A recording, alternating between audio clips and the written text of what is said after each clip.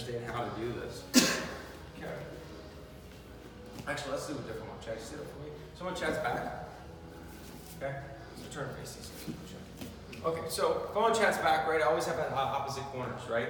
So if I have this hook in, I have to have this underhook, right? Because if I have this side in, right, Chad just spins. Right? So I always have to have opposite corners. Guys, if I don't have opposite corners, if I just have the same stop, like just the one side, this isn't opposite either. Chad can still rotate inside the space, and then that's what I would refer to as a UFC style back take, because everybody in UFC takes people's back, and they always spin around, because they just worry about hooks, because they don't know what they're doing. So taking somebody's back, this is actually going to arm bar, we're just talking real quickly here. Taking someone's back is by connecting your center line to their shoulder blade. So you would be able to connect right here to him. Everything else is secondary. So to connect to him, I'm gonna come over and under. The base grip is just one over. I grab the blade. This is the choking hand, the blade. I always grab the blade. And I connect. Now I can stay on Chad's back. I can put a crab ride, I can put hooks under, I can put hooks over. But the primary thing that keeps me on Chad's back is actually squeezing and connecting to his upper back. Right? It's not the hooks. Everybody thinks it's the hooks. It's not the hooks. It's this connection. The hooks mean the legs.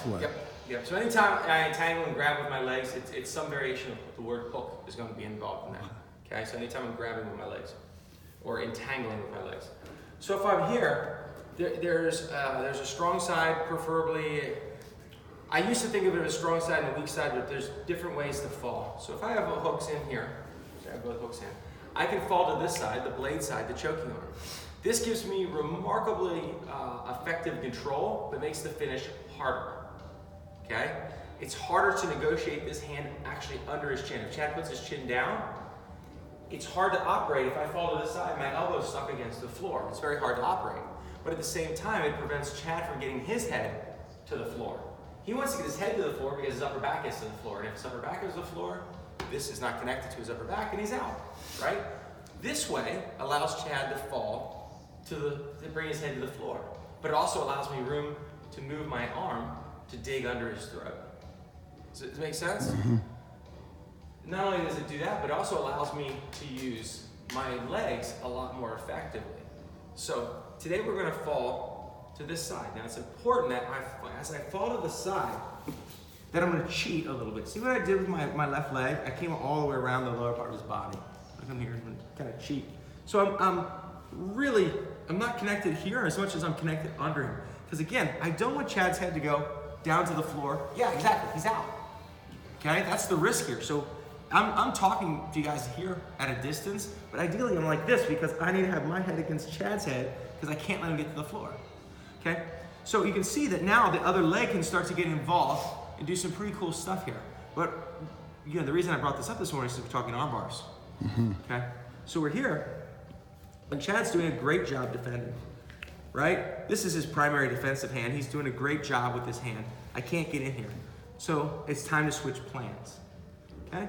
So what I'm going to do is I'm going to come and I'm going to lock over his shoulder and cross my legs. Just like we did from the guard. So I've grabbed his shoulder.